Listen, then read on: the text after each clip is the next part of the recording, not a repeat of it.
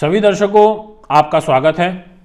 जैसा कि आपने थंबनेल में पढ़ा कि 20 अप्रैल से और 28 अप्रैल तक आपको विशेष सावधान रहना होगा, सावधानियां बरतनी होंगी। जैसा कि आप सभी जानते हैं कि सूर्यदेव मेष राशि में उच्च के हो जाएंगे और पूरे साल में एक ही बार ऐसा समय आता है जब सूर्य उच्च के होते हैं। पर इस बार जब सूर्य उच्च के होंगे तो राहु के साथ में इनकी युति बनेगी और सूर्य राहु का एक ग्रहण दोष भी बनेगा।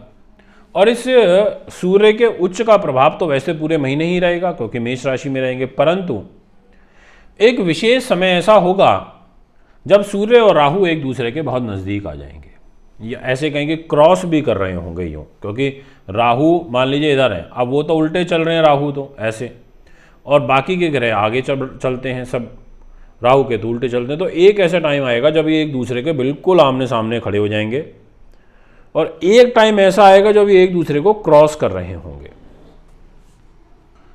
तो इसीलिए आपका विशेष रूप से 20 अप्रैल से और 28 अप्रैल में सावधानी पूर्वक रहना जरूरी हो जाएगा, क्योंकि ये डिग्रिकली एक दूसरे के नज़दीक आ जाएंगे।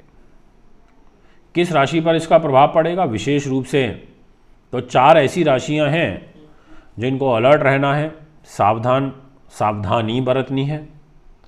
और सूर्य है आँख के, हड्डियों के, पेट के, हृदय के, आत्मा के कारक। जिन लोगों को हाई कोलेस्ट्रॉल है ध्यान रखें, हार्ट के पेशेंट हैं उनको भी ध्यान रखना है, क्योंकि सूर्य राहु नज़दीक पड़ते हैं तो इन 4-5 चीज़ों से संबंधित विकार को शरीर में बढ़ा देते हैं। आंखों से संबंधित नेत्र रोग हो जाता है, या फिर पेट बहुत ज़्यादा खराब होगा, या हड्डियां वीक हो जाएंगी, या जिनकी पहले से हड्डियां वीक हैं, अपने ही वजन को नहीं संभाल पाते, थोड़ा ध्यान रहे। क्योंकि दिनांक 20 अप्रैल को सूर्य की जो डिग्री रहेगी वो लगभग 6 होगी और राहु की होगी 10 डिग्री, तो केवल 4 डिग्री का फर्क है दोनों में। यानी कि ऐसे एक दूसरे के आमने सामने होंगे, ऐसे समझ लीजिए 4 फीट की दूरी है केवल। और दिनांक 28 अप्रैल को 11 डिग्री के सूर्य होंगे और 9 डिग्री के राहु होंगे, तो बहुत नज़दीक होंगे। यानी कि सूर्य तो आगे निकल जाएंगे, राहु पीछे होंगे, 2 डिग्री आगे होंगे सूर्य। तो ये जो 8 दिन होंगे इनमें आपको काफ़ी ध्यान रखना है, सावधानी बरतनी है। दोस्तों, ये जो महत्वपूर्ण फल है आज, इसको फॉलो भी करना और ध्यान से भी सावधानी के साथ में समय को निकालना। प्रणाम करता हूँ, स्वीकार करिए। हमारे YouTube, Facebook और Instagram से जुड़े रहने के लिए बहुत बहुत धन्यवाद। और पूरा हमारा 1 मिलियन का परिवार हो चुका है, आप लोगों के ही सहयोग से संभव हो पाया, इसलिए बहुत बहुत धन्यवाद आपको एक बार पुनः देना चाहूँगा। सबसे पहले नंबर पर 4 ही राशियों की बात करनी है, तो चर्चा शुरू करूँगा आपसे वृषभ राशि से। जितने भी जातक मुझे अभी वृषभ के सुन रहे हैं, आप ध्यान से समझना।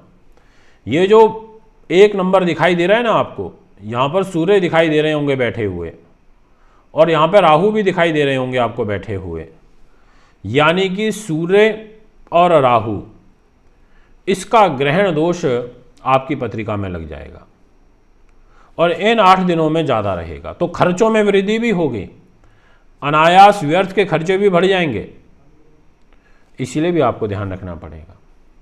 और सूर्य देव पंचम के ये यहाँ पर सुख साधनों के स्वामियों के 12वें भाव में, इधर मेष में, सुख साधन से संबंधित रिलेटेड तो कोई डील अभी इन 8 दिनों में मत करना, रुक जाओ। माता के स्वास्थ्य का भी विशेष ध्यान रखना, ये भी मैं आपसे कहना चाहता हूँ अब सभी वृषभ राशि के जातकों से।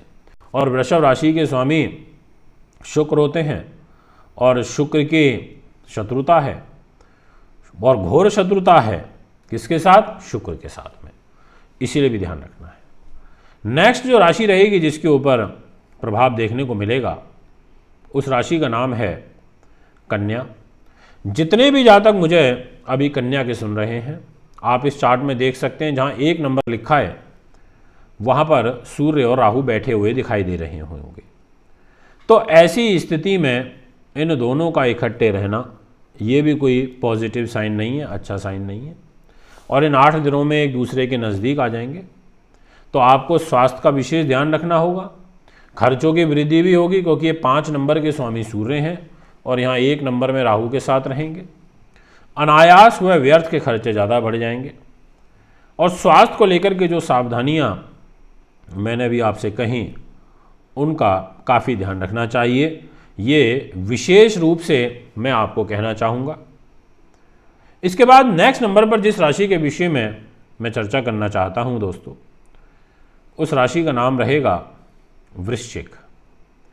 आपके लिए वृश्चिक राशि वालों ये चर्चा इसीलिए लाजमी हो जाती है क्योंकि ये जो 1 नंबर देख रहे हो, ये स्थान होता है रोग, चोट, शत्रु, बाधा, पुलिस, केस, मुकदमे और तनाव का। अब इस घर में गोचर हो जाएगा सूर्य का और राहु के साथ में ग्रहण दोष बनेगा और इन 8 दिनों में 20 अप्रैल से और 28 अप्रैल के इन अंतराल में ये एक दूसरे के ज़्यादा समीप रहेंगे। तो आपको थोड़ा सा शत्रु भय बनेगा, गुप्त शत्रुओं से हानि हो सकती है, इसलिए शत्रुओं से विशेष सतर्कता बरतनी है। और अगर कोई पुलिस केस, मुकदमे इत्यादि से संबंधित पीड़ा चल रही है तो इन 8 दिनों में आपको विशेष ध्यान रखना होगा, अन्यथा भारी नुकसान भी हो सकता है। इसलिए थोड़ा अलर्ट रहें, यहाँ पर सूर्य को मजबूत करके रखें।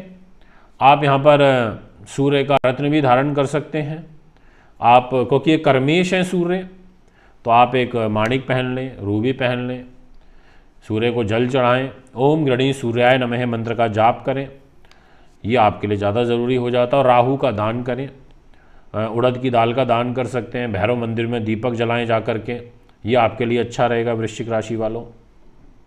इसके बाद जो नेक्स्ट नंबर पर जो राशि रहेगी जिसके बारे में चर्चा होना ज़रूरी है वो है दोस्तों कुंभ। जितने भी जातक अब मुझे कुंभ के सुन रहे हैं, आपकी जो ग्रह स्थिति रहेगी उसमें यहाँ पर ये जो 1 नंबर दिखाई दे रहा है, यहाँ सूर्य और राहु का दोष बनेगा 20 अप्रैल से 28 अप्रैल तक विशेष रूप से। तो आपको इसलिए यहाँ ध्यान रखना पड़ेगा, आप बिल्कुल भी कोताही ना बरतें, अलर्ट होकर काम करें, योजना व सावधानी पूर्वक कार्य करें, ये मैं आपसे कहना चाहता हूँ। और यहाँ पर ये तीसरा स्थान धोखे का भी होता है, तीसरा स्थान भाई बहनों का भी होता है और सूर्य के पास जिम्मेदारी है दाम्पत्य जीवन की। तो मैरिज लाइफ के व्यापारिक पार्टनर के स्वामी होकर के जब इन 20 और 28 अप्रैल में सूर्य राहु एक दूसरे के नज़दीक होंगे तो आपको दाम्पत्य जीवन में भी कलह कलेश बनेगा और आपको अपने किसी सगे संबंधी खास व्यक्ति के द्वारा धोखा भी मिलेगा। और विदेशों से संबंधित या कोई लंबी दूरी की यात्रा भी आपके लिए यहाँ पर तनाव व कष्टकारी रहेगी, इसलिए भी आपको यहाँ पर विशेष ध्यान व सावधानी बरतनी होगी। दोस्तों ये मैंने भी आपको 4 राशियों के विशेष फल से अवगत कराया। आप सभी को सूर्य को मजबूत करके रखना चाहिए, सूर्य की पूजा करते रहना चाहिए, सूर्य को जल चढ़ाते रहना चाहिए, आदित्य हृदय स्रोत का पाठ करते रहना चाहिए, सभी राशियों से कहना चाहूँगा। अगर आप भी कुंडली बनवाना, दिखवाना, पूजा पाठ या रत लेना चाहते हैं तो मुझे संपर्क कर सकते हैं। अभी आपसे ज़्यादा चाहता हूँ। नमस्कार, धन्यवाद।